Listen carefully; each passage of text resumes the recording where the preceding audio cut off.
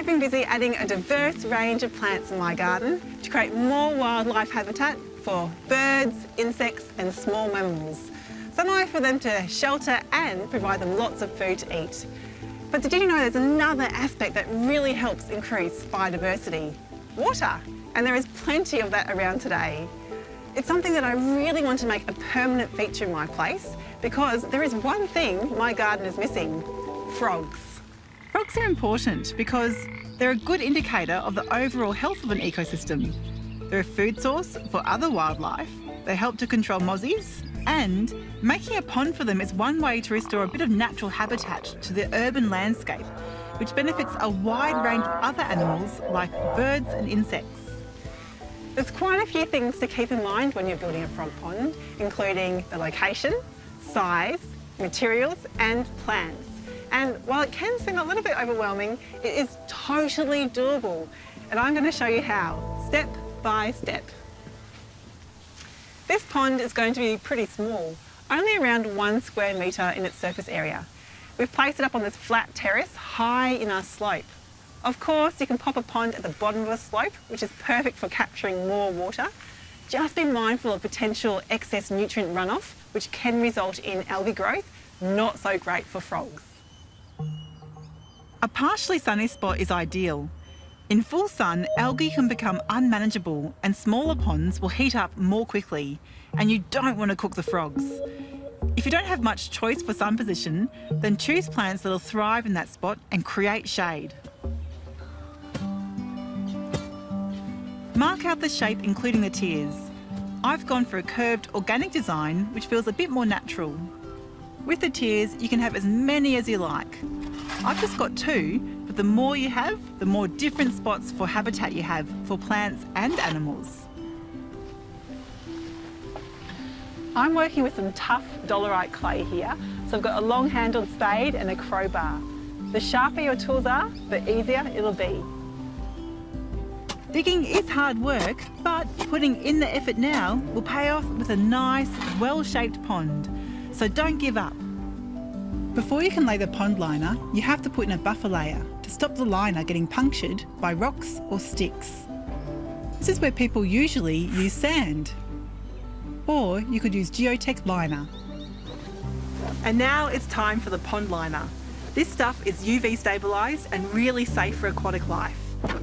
I've cut it quite large so it can overlap and sit underneath the surrounding rocks, and then I'll trim it down later on. I'm placing lots of rocks to hold the liner in place and help press it into shape. I'm loving how this border of rocks is already creating a beautiful space, and we haven't even got the water in yet. This next step is optional. I'm going to be adding some coarse sand and some large pebbles to create a more natural environment.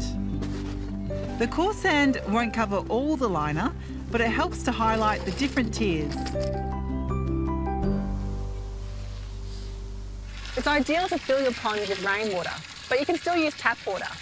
Just be aware that it can take up to 1 week for all the chlorine to evaporate. Check the pH regularly to ensure it's close to neutral. Test kits are different to those for soil, and pet shops should have them. Tap water quality can also vary depending on where you live. If you're unsure, do some research and test before use. I've got a range of plants here, including some native milfoil, some sedges and some Vietnamese mint. These are all marginal plants, which means they thrive in shallow water, so I've tucked them along my top tier. I've also got some floating Azolla. Before you use it, check to make sure it's not a weed in your area. Here it's really contained and controlled, so it's not a problem at all. What I haven't got here today is an oxygenating plant. So in the coming weeks, I'll be tracking down some native water ribbon.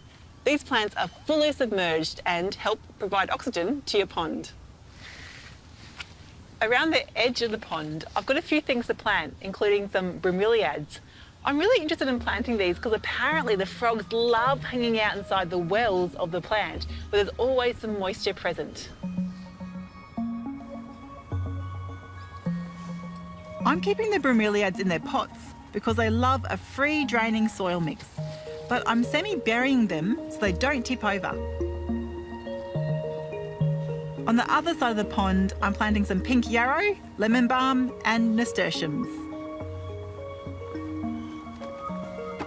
Then I'm adding a layer of mulch to finish it all off.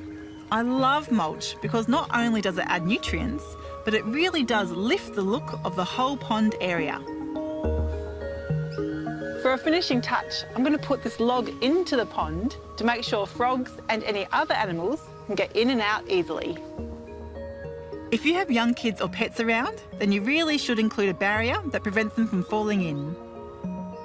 It'll take a few days for the pond to clear, and then all I have to do is wait for the sound of frogs to tell me they've arrived. I can't wait.